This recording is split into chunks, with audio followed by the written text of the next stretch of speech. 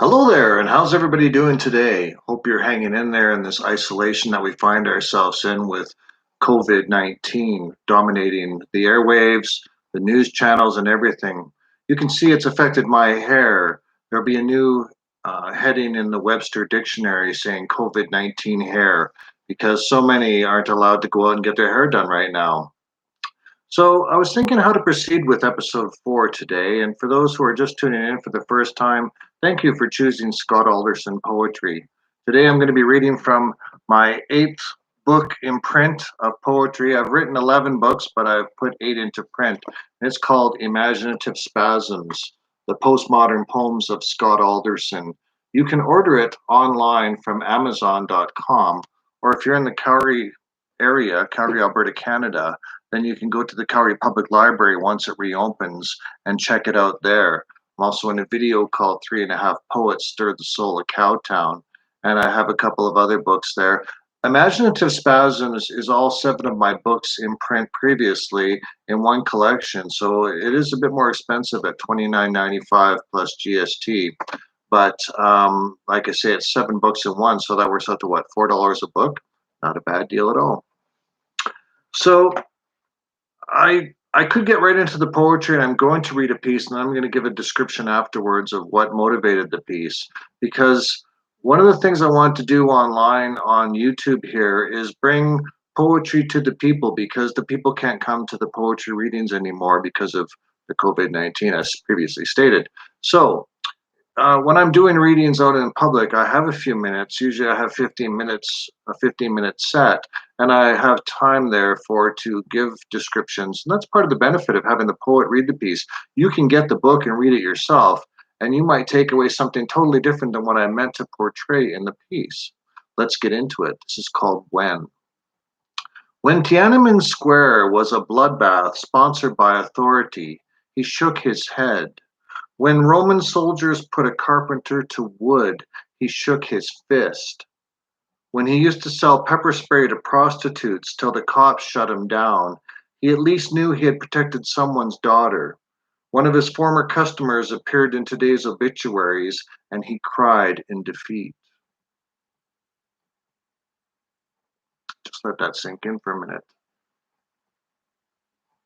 Back in the 90s, when I was going through a painful divorce, um, one of my nephews got a brilliant idea, and it was brilliant, to import personal pepper spray, 5% oleoretsin capsicum spray in a condensed form. It was about that big and suitable for personal use. Now, it would have been great for nurses returning to their car after a late night shift at the hospital, but the police kept shutting potential distributors down. I just wanted to be the master distributor, kind of like Amway, and have a bunch of people dealing it at stores like the Running Room and that, where people would use it for dog attacks. But normally, what's in pepper spray that you use for bear spray is 10% oleoretsin capsicum. Anyhow, I got stuck with 8 cases of 12 individual units. They came in a nice packaging, shrink wrapped, and I ended up having to go out at 2 o'clock in the morning. I lived in Victoria Park, which is an area, Calgary, close to the Saddle Dome, which is where the Calgary Stampede takes place. And that area is now being destroyed by the Calgary Stampede and annexed. And they've built the Big Sky Casino on the site that used to be where I lived for a year. And during that time, with these 8 cases of 12 units, I had to liquidate. So I ended up going out in the street at 2 o'clock in the morning with my black leather jacket on and my long hair and my martial arts experience, and going out on the street and selling these pepper spray units to prostitutes. And I did it much like a dealer of any kind, you know. Hey, you want to score some pepper spray? And the girls would be like, oh, where have you been? This one lady one time in a fur coat, she's like, get away from me, man. That stuff's illegal. I'm like, what do you think you're doing here? Anyhow, the poem was written about, I don't know if you remember back in the 80s, Tiananmen Square became a student protest, and the tanks were brought in and people were killed. It's quite a tragic event, and it really solidified the Chinese government's control of the people. Some of the sanctions that were imposed have been lifted since then. It's become a bit different. The Roman soldiers put a carpenter to wood comment is, of course, about it's a religious allusion to the time of Jesus when he was crucified, because Jesus was a carpenter up until he was the age of 30 when he realized he was, in fact, the Son of God and went out there to conduct his ministry. Um, and then the pepper spray to prostitutes reference was, of course, my own experience. So I hope you enjoyed that. And yeah, now we're going to get into something that is based on a true story. It did happen here in Calgary several years ago and still continues to go on these days. Hopefully, you never become involved in it as a victim. That's why we have deadbolts on our doors, right? It's called home invasion robbery. Watching a movie, maybe real life, acting out a role, husband and wife, raising several offspring in winter, summer, and fall, dazzled by responsibilities, working overtime to feed them all.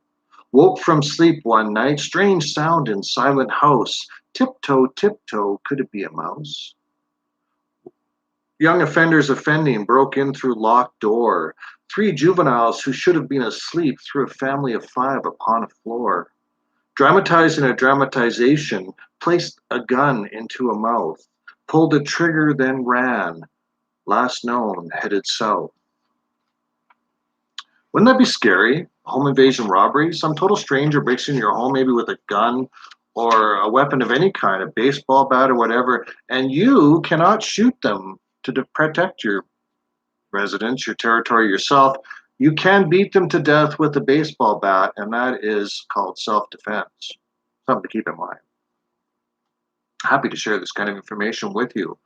This next piece is I was going through my divorce, as I mentioned, in the 90s, living in Victoria Park. And because it was such a dismal time in life, my salvation was writing. And of course, my good friends who pulled me through that time. And I respect and appreciate them to this day. Most of my friends I've known for over 30 years. And they've watched me go through all kinds of struggles. And divorce was one of them. So this is called You'd, as in you would. You'd like it here, so much potential, walls lacking pictures, yet speaking memories. You'd put a bow on the door, close the drapes so as not to see the horrors walking the concrete. You'd bless this house with incense and candles, praying for poverty to end at the fireplace mantel. You'd clap your hands for me, commendation for survival, and then laugh while walking away, flashing me a tinge of your black bra. Hope you're happy without me. May life smile upon your face. I'll be okay. I have people who care, and I like my new space. And the crowd goes crazy. I didn't actually like my new space. It was a really bad time in life. And when you're going through a divorce, you really ought not to be living with people that cause you great stress and distress. So I escaped that environment after a year and I moved into an apartment. And aside from my car getting broken into, it was a good time. So let's go with the next piece is, well, this is spring. And in no time, my lawn will be covered with dandelions. This poem is called Dandelion. Dandelion smiled good morning for days after the rain came. I got tired of waving back, so I killed them with a Weedex bar. I smiled good day at them then as they curled up like caterpillars poisoned by the bar like alcohol, gasping only to further inhale. No longer yellow with an arm toward the sun, no longer living from a root, just another victim of my wickedness, just another day when I came undone, like the zipper half closed, the stitch once sewn that no longer holds the hem, the belt on the second notch holding up my pants. Mowed my lawn today, dead dandelions filled the bag, glad garbage bags of poison, no longer will they smile. So I frown at the void, pause for a while, and gloat at my success, the Weedex bar armed in the garden shed, and me armed as always, deep inside my head. You're not supposed to kill dandelions because the bumblebees and other pollinators need them to go off and make the world a beautiful place. Now, if we kill the dandelions, then we will kill the bees inevitably. Don't kill the bees, please. Please, don't kill the bees. And don't kill the bees in Belize, where you can sneeze if you please. Anyways, I digress. Um, I want to read a piece that is based on a true story of a girlfriend of mine. I was 23 years old. She was 20, and she was introduced to some bad people and went off to become a streetwalker. So this is called Streetwalker for Tina. And Tina, if you're watching, I haven't seen you in over 30 years, but I've always thought about you and I've wished you well. This is called Streetwalker for Tina. I knew you once, a shattered image of childhood dreams, lost, confused, and abandoned, grasping at wealth by any means. Victim of society, social outcast on welfare, empty fridge and barren cupboards, truly I cared. Now you stroll the path, highway to despair, to be a shattered image of adulthood, letting pimps rule your lair. And as months become years, the hunter sets his bait. You will walk the evening stroll, believing that men are the people you should hate. So now I only smile as I pass you on the street.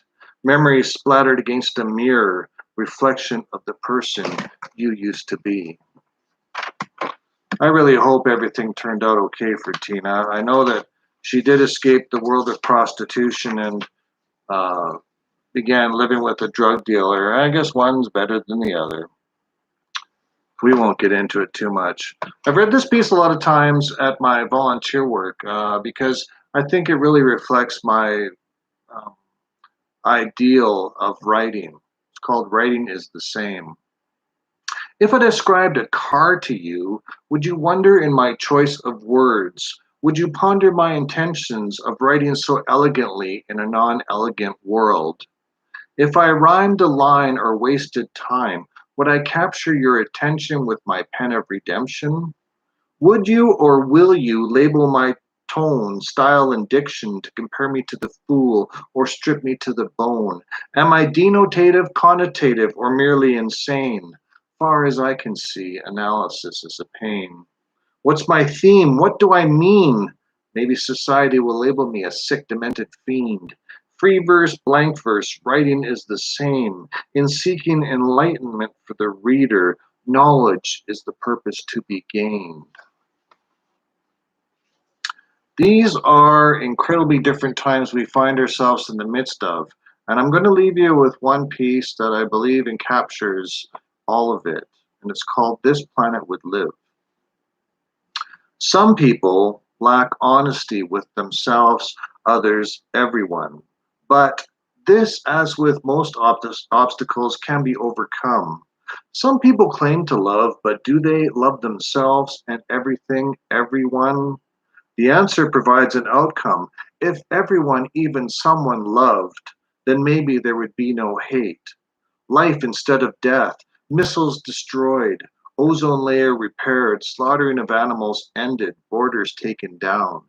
Maybe if people loved, this planet would live. So today is a friend of mine's birthday, and her name is Erin, and she has amazing eyes. And when I woke up this morning, after looking at my Facebook and realizing it was her birthday, because I don't always keep track of birthdays, I was seduced by a song in my head by the Canadian band The Paolas featuring Paul Hyde and Bob Rock. And they became, of course, Rock and Hyde later. But their first album was one of the first albums I ever bought with my own money that I had earned from, I don't know, babysitting, cutting lawns, something like that. And it was called Eyes of a Stranger. Let me just give you a brief taste of it. Can I touch you to see if you're real? Is there something, there's nothing right? Can my heart take the strain, or will it break down again? In your lips I sense a danger, 'cause you've got the eyes of a stranger. Happy birthday, Erin. And to my daughter Jamie and my granddaughters Lily and Layla, always thinking about you. Hope you're having a great time. Hope everyone at home is having a great day wherever you are in the world. Please keep a smile on your face. I keep trying. I'm hanging in there. So until next time, thank you again for tuning in to Scott Alderson Poetry. Be well, stay safe, take care of you. Thank you.